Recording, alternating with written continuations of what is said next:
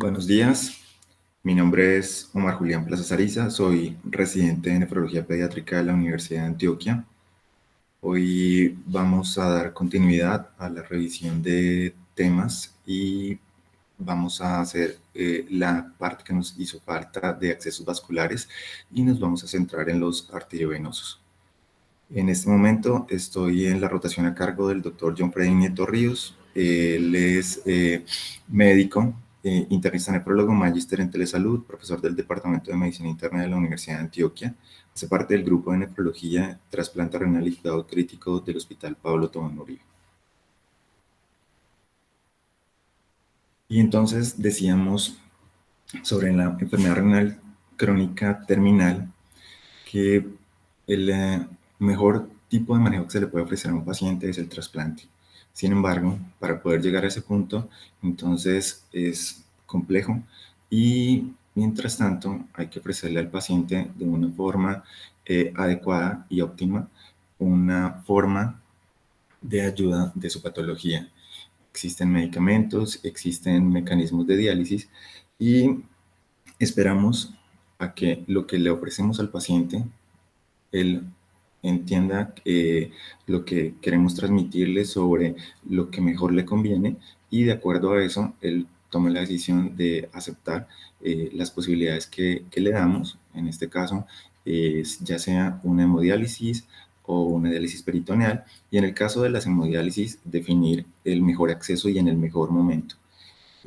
Cada sociedad científica tiene como unos parámetros, pero pues en general se dice que hay que ir preparando el paciente cuando su tasa de filtración glomerular y sus condiciones van llegando hacia 20 mililitros minuto. Entonces, habíamos revisado en la charla pasada sobre los accesos venosos centrales, tunelizados y no tunelizados, y hoy vamos a ir hacia la parte de los accesos vasculares arteriovenosos, ya sean las fístulas o los injertos, y estos ya sean prostéticos o biológicos.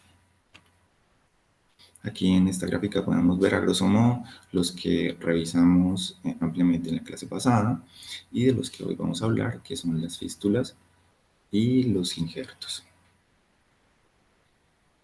Para dar un marco, entonces podemos decir que en nuestro caso, en pediatría, inicialmente vamos a decir que con el tiempo se ha visto cómo las posibilidades de dar como opción de acceso vascular a los niños fístulas arteriovenosas ha ido en aumento en el tiempo. Entonces cada vez hemos tenido más pacientes por rangos etarios a los cuales se les ha podido ofrecer este tipo de alternativas de acceso. Y en esta gráfica quería mostrarles este beneficio que da la parte de flujos cuando hablamos de las fístulas. Entonces, un beneficio sobre una mejoría que es significativa en esos flujos. Hay muchas otras variables, como se pueden dar cuenta, pero quería hacerles resaltar esa parte por sobre lo que habíamos revisado previamente. En esta gráfica, entonces, vemos en los niños, en esta revisión del 2019, sobre elección de accesos vasculares y sus complicaciones, como cuando vemos probabilidades de tener que hacer una revisión sobre el acceso, entonces vemos cómo estos accesos que son los injertos tienen mayor probabilidad, luego los accesos venosos centrales y luego las fístulas. Entre todo esto hay polémicas porque siempre dicen cómo es que los accesos siempre están como relegados o generalmente siendo más sospechosos de tener efectos secundarios y pues obviamente hay revisiones que también apoyan que como se colocan más que todo en pacientes agudos, eso puede también hacer un sesgo en esa interpretación. Sin embargo, en estos que son crónicos, pues obviamente aquí vemos esa diferencia y vemos que es más en los que tienen injertos. Cuando vemos la probabilidad de tener que hacer el reemplazo de ese acceso, entonces vimos que definitivamente el que tiene más es los accesos venosos centrales, luego los injertos y de última las fístulas. son pues obviamente las que se adaptan durante más tiempo de forma permanente. Acá la probabilidad de trasplante en cada uno de los accesos que tenemos, y sí, es otra cosa que tenemos que decir, y es que cuando tenemos un paciente crónico y está muy cerca al tiempo de recibir una terapia, y que además de eso tal vez consigan un donante vivo, pues sus posibilidades también van a ser un poco mejores en esa llegada al trasplante versus los que tienen accesos de forma de fístulas o injertos, que desde el comienzo están programados porque van a tener como posibilidad que esperar un tiempo. Y acá la parte de probabilidad de trasplante relacionado vivo, y sí, como les digo, respecto al anterior, aquí se ve más claramente esta posibilidad. Ya hablándolo con los términos totales con adultos, entonces aquí podemos ver los porcentajes del uso de estos accesos, y vemos que en el tiempo ha ido ascendiendo significativamente las decisiones del cuerpo médico y de los pacientes de aceptar este tipo de accesos, y con todos sus beneficios, y tal vez pudiendo manejar mejor los posibles efectos adversos. Luego, entonces están en este nivel con estas eh, negres, que son los accesos venosos centrales, y luego los injertos, que de colocarse con condiciones óptimas también son un muy buen mecanismo. Acá las probabilidades de sobrevivencia, y pues obviamente lo que vemos es que no hay una relación que dramáticamente sea significativa entre uno y el otro, y la proporción también acá la vemos entre estos, y lo que vemos es que en las fracciones que se toman, depende de las secuencias, entonces se ve una proporción un poco a favor de las fístulas sobre los injertos.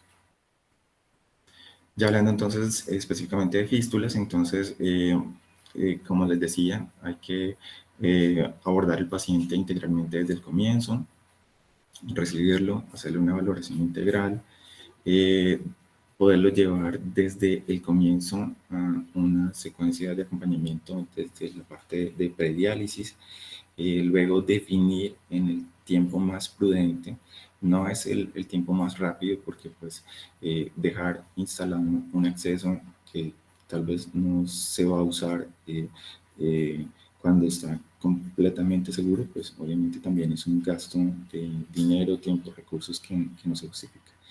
Y luego ya cuando se tienen estas condiciones, el momento de colocar la fístula para poderla dejar madurar, hacerle ese seguimiento al paciente, y poder llegar en el momento en que el paciente lo requiere, poder utilizarlo en las mejores condiciones.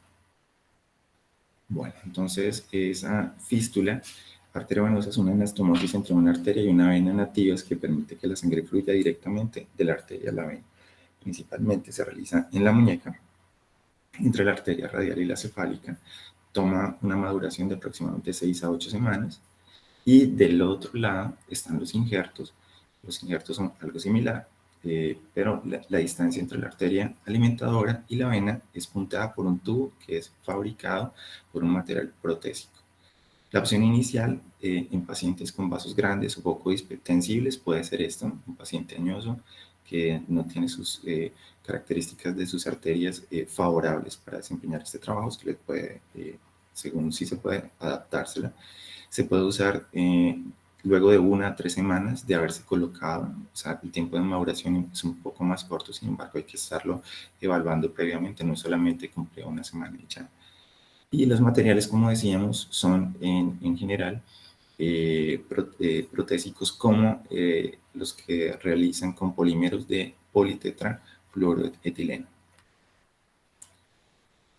Una valoración integral implica poder hacer un acercamiento al paciente en su historia clínica, sus comorbilidades, sus síntomas generales, cómo está la función vascular, si tiene sus extremidades, si tiene sus manos frías, si ha tenido cirugías previas, si ha tenido accesos arteriovenosos previos. En el examen físico, buscar cómo están los pulsos distales, cómo está la palpación, cómo está esa simetría de presiones arteriales.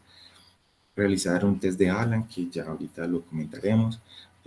Hacer índices braquiales homolaterales para ver la perfusión arterial de las manos, la presión digital basal, ecografías, ayudarnos de medios diagnósticos para ver cómo están las paredes arteriales, si hay estenosis, calcificaciones, realizar ecografía Doppler para poder ver los flujos sanguíneos y sus parámetros, duplex scan para ver esa perfusión profunda de los arcos palmares y realizar estudios de segundo nivel en el momento en que sea prudente y que se requiera angiografías o tomografías con angiografía o algún tipo de resonancia, ya sea sin contraste o angiografías. La planificación de los accesos, entonces, depende de que hayamos hecho una buena educación del paciente. Como les decía, depende de las guías de las sociedades. Entonces, hay unas que empiezan a programar a sus pacientes desde tasas de filtración glomerular menores de 30 y otras que lo hacen un poco menos. Pero en general, pues los pacientes que deciden hemodiálisis realizan su fístula, al menos con una programación que uno diría probablemente sea 6 meses antes de cuando tengamos que empezar efectivamente la diálisis. Y en los pacientes que deciden una peritoneal, antes se hacía y se le daba la opción al paciente, ya caído en desuso, darles esta oportunidad de tener una fístula arteriovenósica como un respaldo. También en pacientes que tienen trasplantes programados de donantes vivos que requieren una diálisis por un tiempo corto pueden recibir manejo por un acceso que no sea permanente. Entonces, en este tipo de pacientes se le puede decir, como ya hemos visto en la clase pasada, que se puede dejar un catéter venoso tunelizado en tiempos que están restringidos a estos 6 meses. Excepto, claro, pues que el paciente tenga valvulopatías donde este acceso puede favorecer endocarditis. Existen ecuaciones para hacer cálculos con los cuales podríamos predecir la necesidad del tiempo de diálisis. Sin embargo, no han demostrado en el tiempo ser lo suficientemente exactos. Sin embargo, pues existen. La evaluación preoperatoria, entonces, como decíamos, cuando ya tenemos el paciente con todas las condiciones, que se hace nuevamente un abordaje que sea integral, ya vamos hacia las condiciones de base de él, si tiene una falla cardíaca, diabetes, una enfermedad vascular periférica. En este examen físico que hacemos luego, entonces resaltamos los pulsos axilar, braquial, radial, cubital, la relación de las presiones arteriales en ambos brazos y su diferencia. Si es normal, entonces pues la diferencia entre ambos está menor de 10. Cuando es limítrofe tendremos diferencias entre 10 y 20 milímetros de mercurio y sería claramente problemática. Si excede los 20 milímetros de mercurio, tendremos que pensar que puede haber un efecto trombótico estenótico en alguna de esos vasos, de esa extremidad que está comprometida. La prueba de Allen, entonces, hace referencia a una evaluación de un flujo colateral entre arterias radial y cubetal en el arco palmar. La sensibilidad de la prueba podría aumentar si le adicionamos una oximetría de pulso. Y entonces colocamos al paciente al frente con los brazos extendidos, palmas hacia arriba, comprimimos las arterias radiales y cubitales en la muñeca. Ahí, con las arterias comprimidas firmemente, le pedimos al paciente que cierre la mano repetidamente para hacer que la mano palidezca. Y cuando ya está pálida, entonces interrumpimos la compresión y si la hacemos inicialmente cubital, observamos si la palma vuelve a su color rosado y se suspende toda la compresión.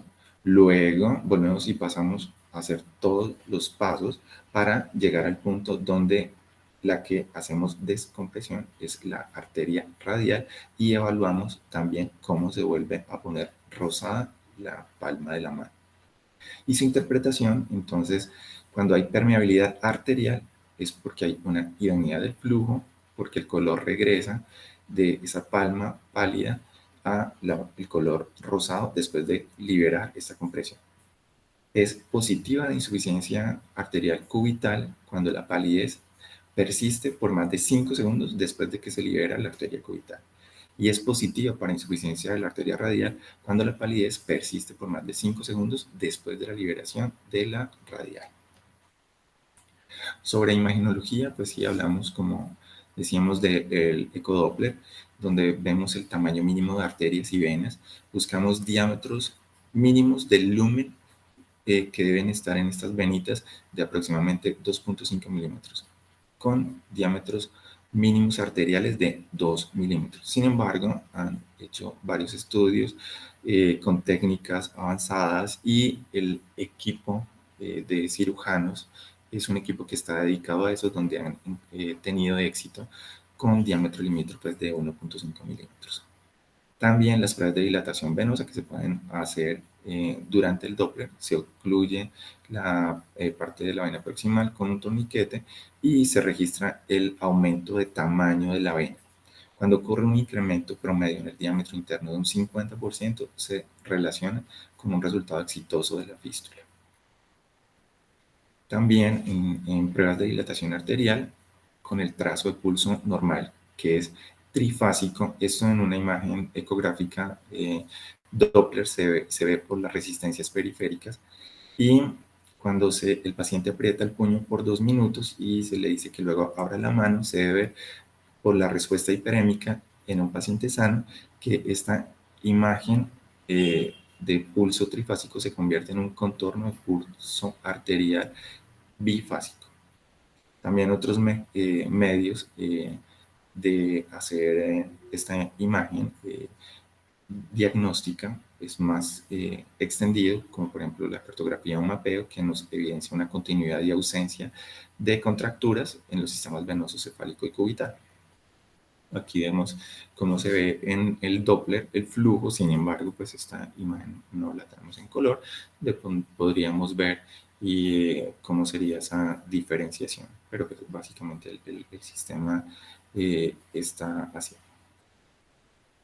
Sobre venografías, están reservadas solamente para venas centrales, antecedentes de pacientes que han tenido marcapasos o lo tienen, hallazgos de edemas en una de las extremidades superiores, cuando se quiere evitar nefrotoxicidad. Entonces pues aquí ellos colocan una sugerencia y es, claro, lo mismo siempre, pues medios de contraste de baja osmolaridad, solo que aquí dicen que diluirlo a 1/4, entonces para poder hacer este estudio y que nos da una efectividad similar.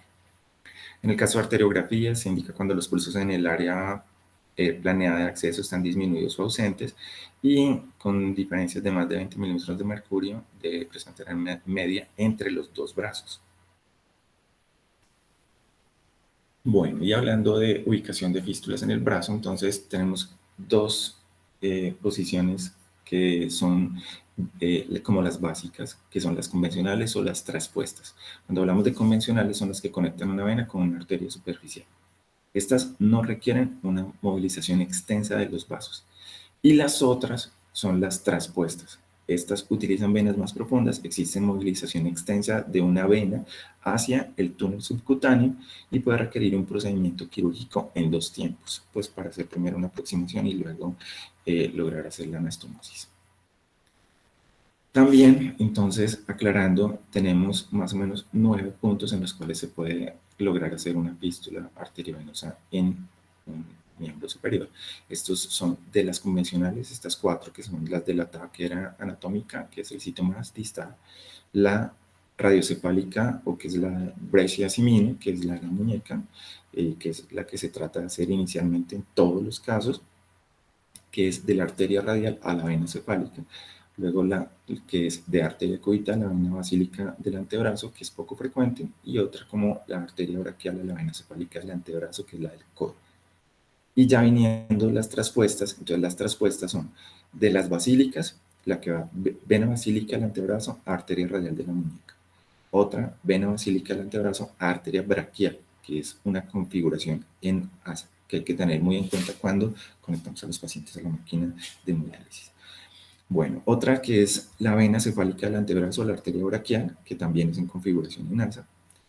Y ya también basílica traspuesta en la porción superior del brazo a la arteria braquial.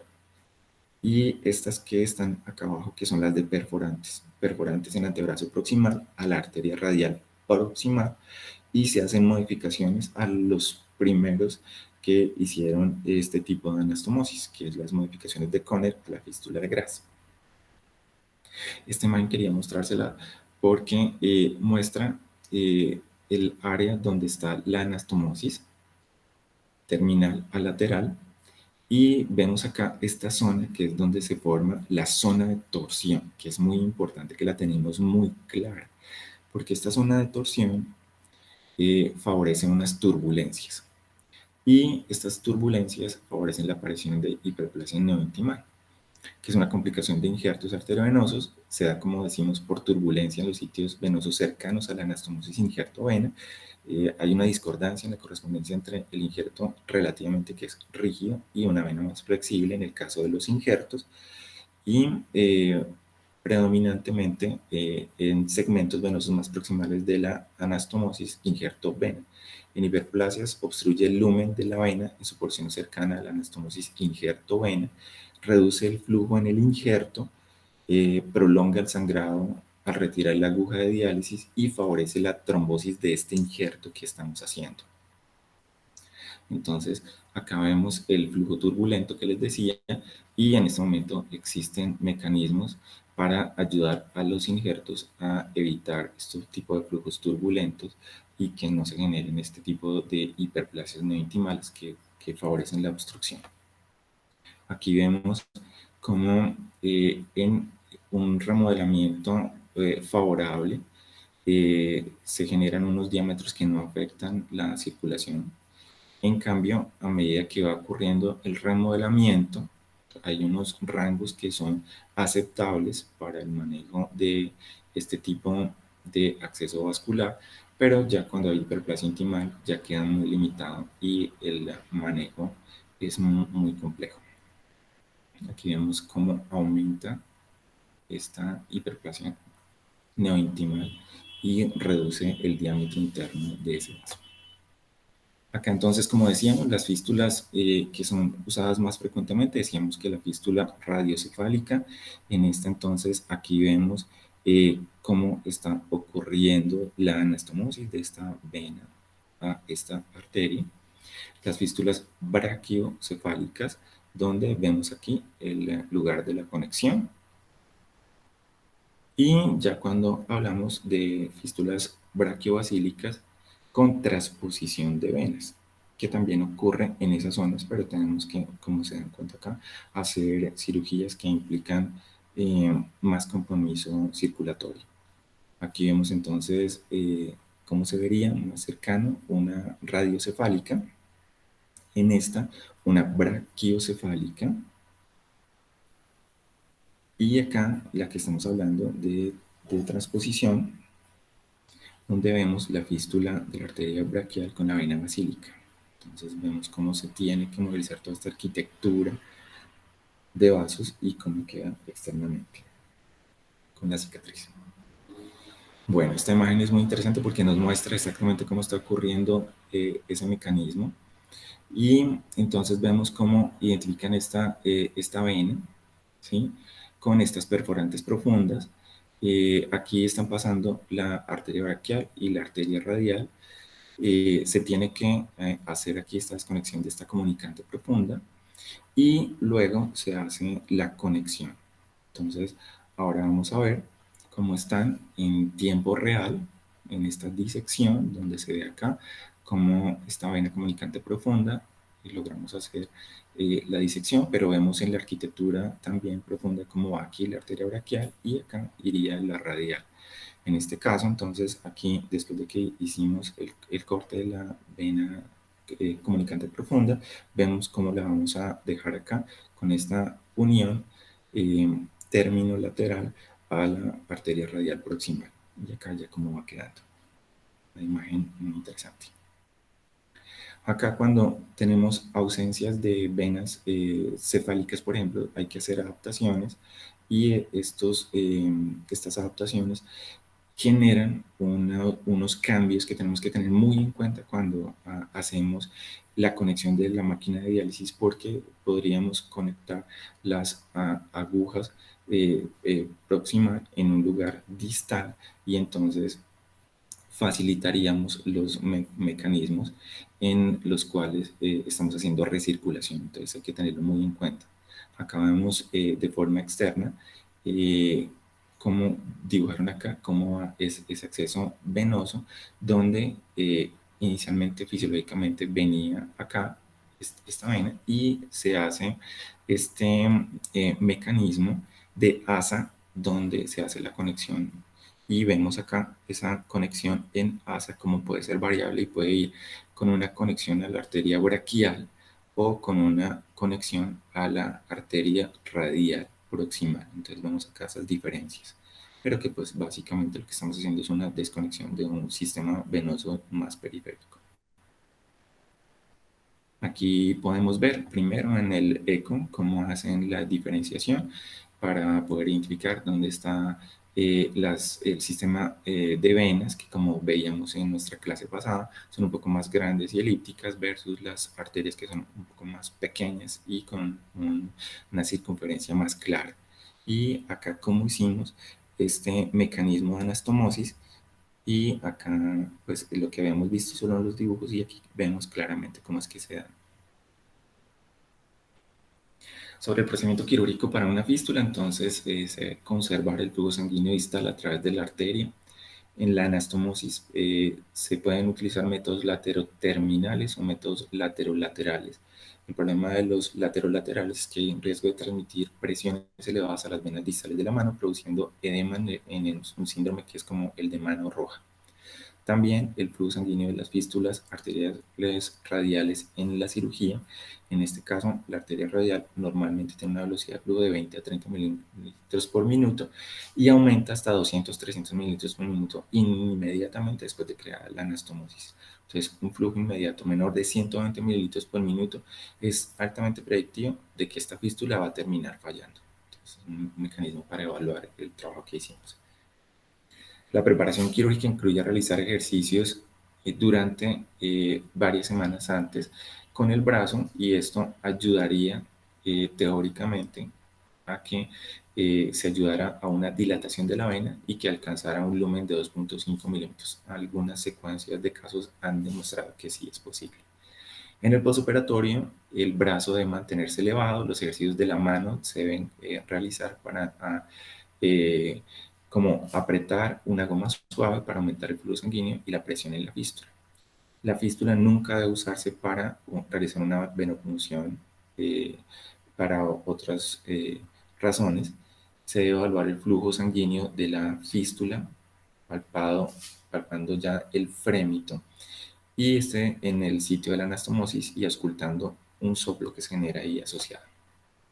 Todas las fístulas eh, partes venosas nuevas deben evaluarse entre 4 a 6 semanas, pero pues obviamente depende de la serie porque pueden, de acuerdo al lugar donde se hagan, hacerse sesiones de revisión 2, 4, 6 semanas. Y la regla de los 6 para una fístula arteriovenosa madura es, primero, que sea de un diámetro de 6 milímetros, estar a 6 milímetros debajo de la piel, que tenga un flujo sanguíneo de al menos 600 mililitros por minuto, tener un segmento recto para canulación de por lo menos 6 centímetros de longitud y que la maduración debe ocurrir alrededor de 6 semanas de haber ocurrido la cirugía. Si se hacen intentos prematuros de canulizar una fístula, se pueden generar infiltraciones, compresiones que dañen el vaso y pues obviamente con esto riesgo de una pérdida permanente de la fístula. Pueden generar fallas primarias de la maduración de la fístula por aterosclerosis de la arteria, por una anastomosis inadecuada, por incapacidad de la arteria o la vena para dilatarse por un daño de vaso preexistente. Y para probar una nueva fístula, entonces no realizar ensayos de canulación el día que está programado para empezar ya la diálisis, no, se debe hacer previamente un día que no está para hacer eso. La técnica de aguja húmeda significa que se coloca una aguja y se prueba con solución salina. La selección del tamaño de la aguja con la cual vamos a empezar es siempre pensando que vamos a utilizar la más pequeña. Si la aguja llega a ser más grande que la vena, cuando se aplica un torniquete, claro que vamos a generar un daño y vamos a favorecer infiltración y daño de ese tejido. Y lo que es usual, como les decía, es hacer las primeras pruebas con una aguja de bajo calibre y teniendo en cuenta claramente que con una aguja 17 se permitirán flujos de 250 mililitros por minuto y con una 16 flujos de no más de 350. Sobre la canulación inicial, entonces hacer un torniquete en el brazo de acceso, desinfectar según los protocolos, conectar a la aguja una jeringa de 10 mililitros con 8 centímetros de solución salina, canular cuidadosamente la fístula utilizando un ángulo inicial de inserción de 25 grados y al obtener retorno sanguíneo bajar el ángulo paralelo a la piel e introducir lentamente en el lumen de la fístula. Ya con la aguja en el vaso, retirar el torniquete, fijar la aguja, enjuagarla con solución salina y cerrarla. Para hablar de injertos arteriovenosos, entonces diremos que pues, inicialmente tienen desventajas como esa baja permeabilidad a largo plazo por el fenómeno que les mostré. Tiene algunas otras que son ventajas, que, como la gran área de superficie con el que se puede colocar la aguja. Tienen fácil canulación, tienen un tiempo corto de maduración, siguen una técnica quirúrgica que es menos compleja. Un gran porcentaje de injertos están compuestos por este tipo de materiales protésicos que son expandidos. La elección entre un material sintético o biológico depende de la preferencia y la experiencia del cirujano, y los injertos cortos no tienen ventajas sobre los largos. Las ubicaciones frecuentes de injertos arteriovenosos vienen según si se coloca en configuraciones rectas, en asa o curvadas. Siempre tener muy en cuenta estas de asa porque podemos cometer errores al hacer la conexión a la máquina de hemodiálisis. Aquí vemos una imagen donde podemos ver que hay una gran amplitud de opciones en las cuales podemos utilizar este tipo de injertos. Entonces, aquí vemos uno que se hace más frecuentemente, que es en asa del antebrazo. Este otro que ya es en el brazo.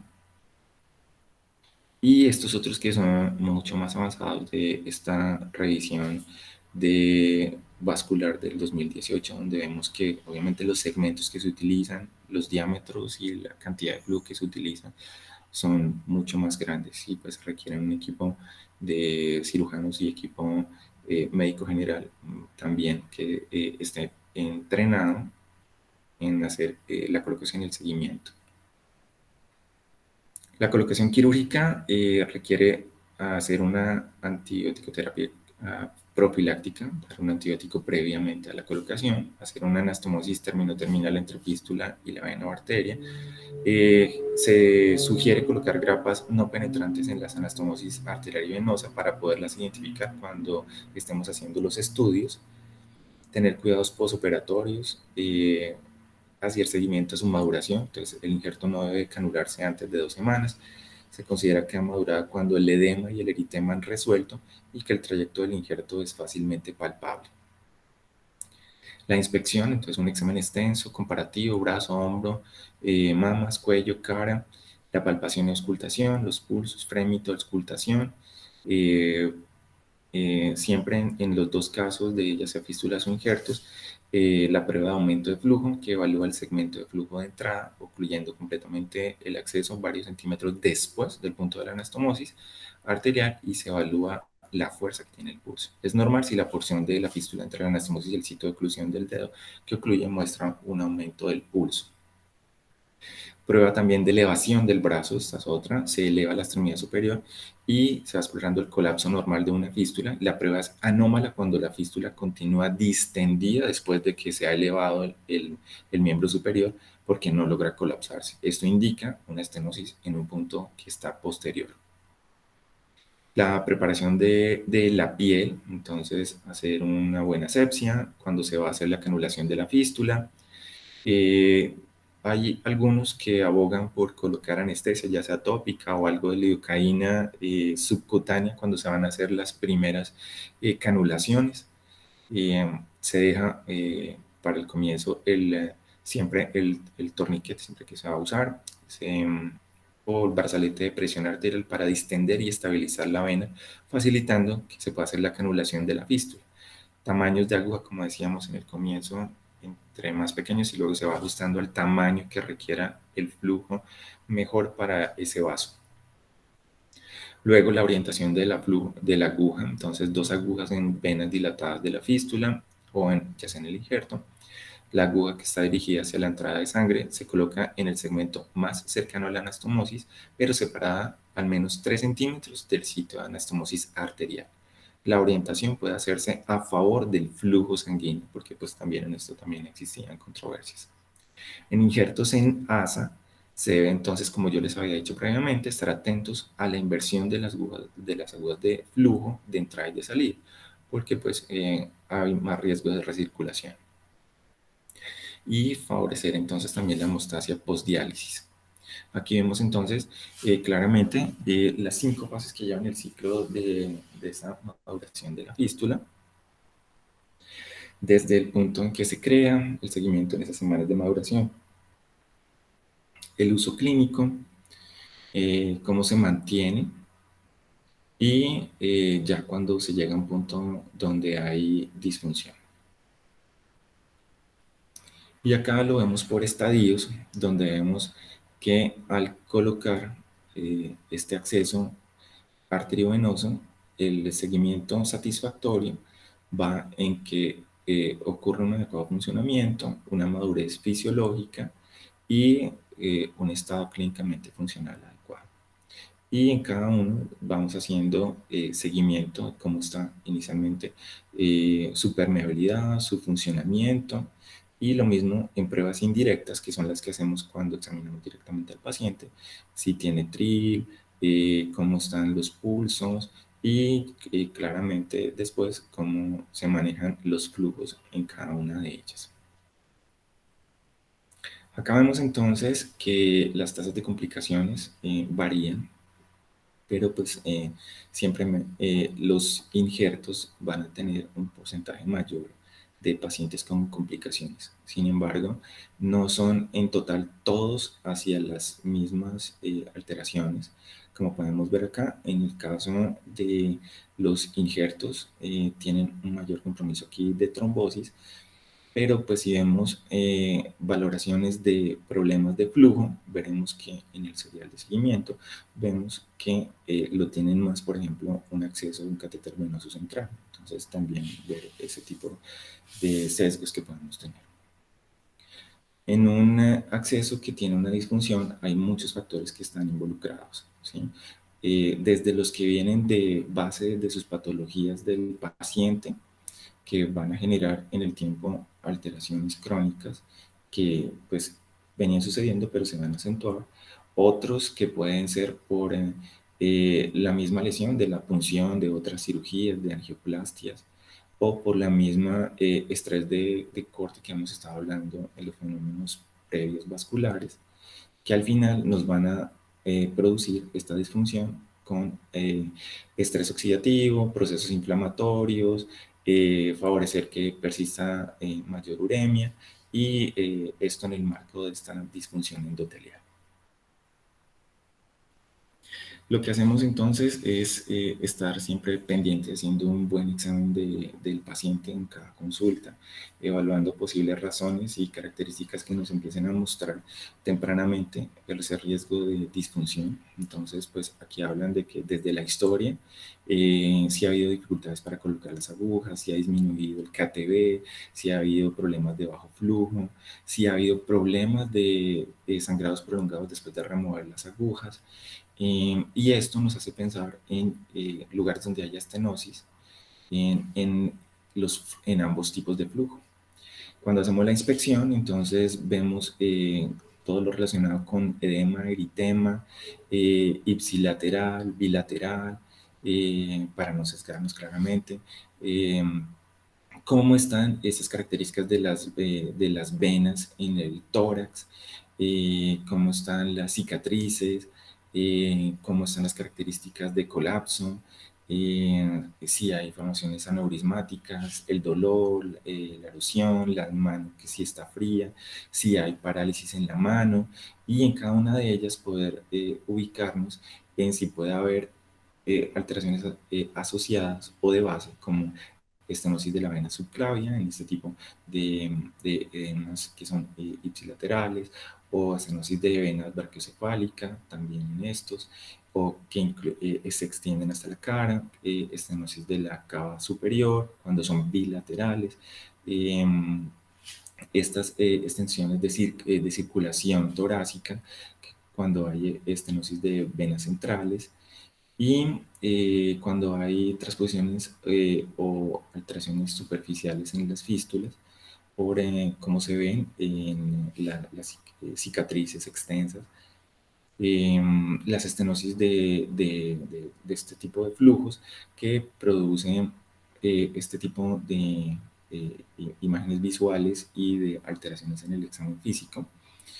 En la palpación también, entonces, como decíamos, estas compresiones de las asas que afectan las porciones de flujo de pulsación del asa, los accesos vasculares pulsátiles cómo están, que tenemos que ver que no haya estenosis, eh, los accesos que, cómo está la compresión entre esta anastomosis arterial, cuando se hacen estos exámenes con oclusión del dedo y que pueden mostrar estenosis del flujo con pobre aumento, y otros que ya son auscultatorios con el soplo que estamos diciendo que también nos podría hacer sospechar estenosis.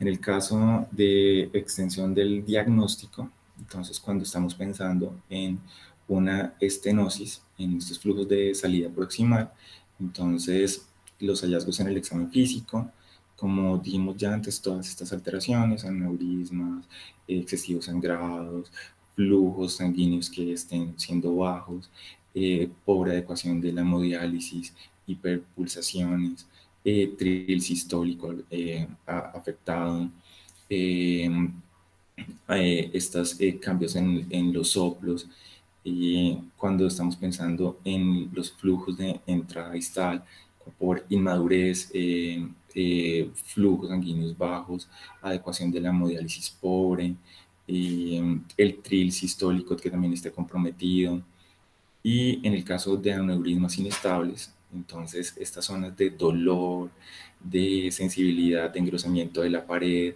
de estas dificultades en el acceso de la piel, ulceraciones, inflamaciones, la estenosis de las venas centrales con edemas ipsilateral de los brazos, de la cara, estas circulaciones con cicatrices torácicas, cómo se altera el flujo sanguíneo del pulsátil de la fístula, y en el caso de estas venas accesorias por inmadurez de la fístula. En este caso, con estos eh, eh, alteraciones que se relacionan con venas accesorias, se dice que pues esto sí sería más fácil porque se hace una intervención quirúrgica donde se ligan estas pequeñas venas accesorias, y con eso en el tiempo se pueden mejorar los flujos. Aquí vemos estos aneurismas tortuosos en una fístula radiocefálica, como una alteración evidente. Acá vemos una complicación severa de una vena basílica, de una fístula brachiobasílica. Aquí vemos estos pseudoaneurismas ulcerados, dilatados de un segmento de una fístula. De la parte del injerto biológico dilatado, entonces vemos todo este segmento con pseudoaneurismas también asociados. Aquí se ve cómo está resaltado un aneurisma, un injerto, son una lesión de canulación. Acá estas heridas abiertas e infectadas sobre un área de un injerto de politetrafluoretileno, y acá unos pseudoaneurismas ulcerados con una inminente ruptura seguido por los procesos de canulación que se han hecho en esta área. Acá las secuelas del uso de un catéter venoso central prolongado con una estenosis de vena central asociada que nos da un edema crónico y grave de ese miembro superior izquierdo. Acá vemos en el venograma cómo se demuestra la oclusión completa a la circulación. Entonces vemos claramente este es el flujo normal y acá ya cuando ocurre la estenosis. Sobre nuevas terapias para poder evitar todas estas alteraciones. Entonces, primero, este mecanismo externo para controlar la remodelación y evitar este flujo turbulento que les decía que favorece estas alteraciones neointimales en los injertos. También otros que vienen con unos tipos de balones de angioplastia, donde también va relacionado con el acúmulo de medicamentos y otros de más tecnología que tienen relación con unos pasos que se hacen programados por radiofrecuencia con unos electrodos que van implantados. Y esta otra que quería recalcar para todos ustedes, que pues sería el ideal de todos los tejidos, poder sobre tejidos de células, poder sobre un molde crear un vaso y con este crear todas las condiciones que permitieran hacer la fístula lo mejor posible, con menos riesgos de cualquier tipo de efecto. Y aquí en este otro tenemos otros que se colocan con materiales como el titanio, que viene el conector acá, y acá la parte del componente siliconado que va instalado como uno de los catéteres venosos centrales que revisamos en la clase pasada.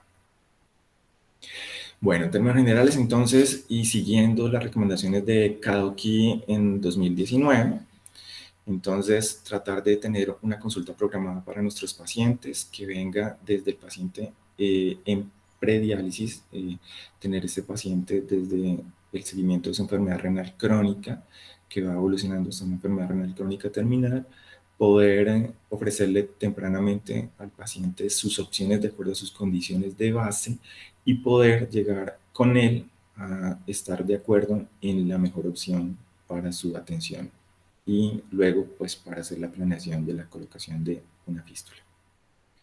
Tenemos acá entonces este paciente previamente identificado que se considera entonces para hemodiálisis, que tenemos un tiempo de sobrevivencia pensado de más de un año.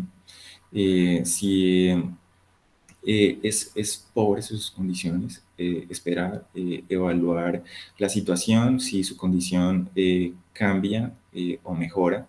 Si sus condiciones mejoran, entonces pues sería muy bueno y en ese caso se le ofrecería al paciente una fístula arteriovenosa.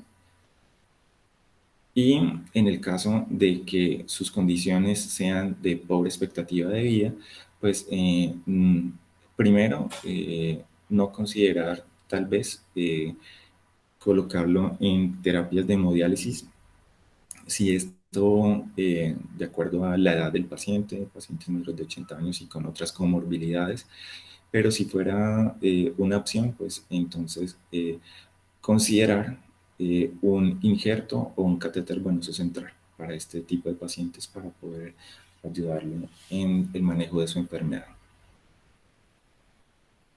Cuando tenemos pacientes que ya están programados para, ya están en hemodiálisis y que tienen un acceso venoso central, seguimos reevaluando estos pacientes y vemos si el acceso arteriovenoso puede ser posible. Si es posible, entonces lo candidatizamos y lo consideramos para programar.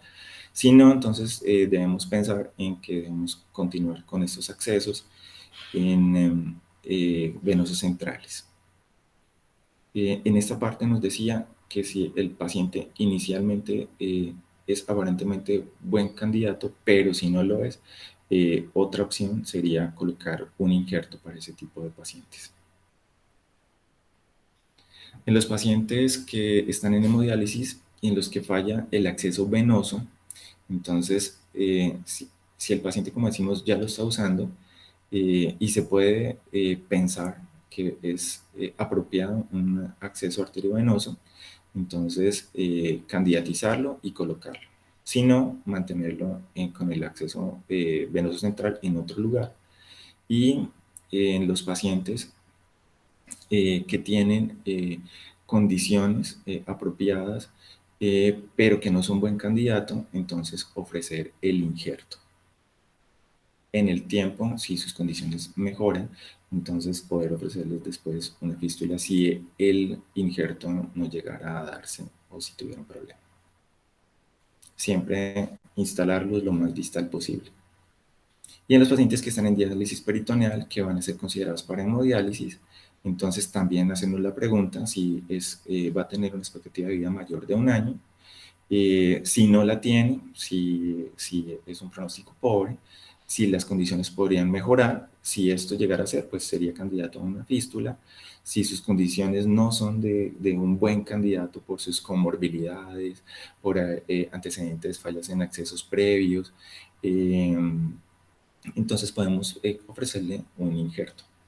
Y claramente en los pacientes que tienen un pronóstico pobre, entonces ellos se van a quedar con el acceso venoso central o en determinado caso un injerto.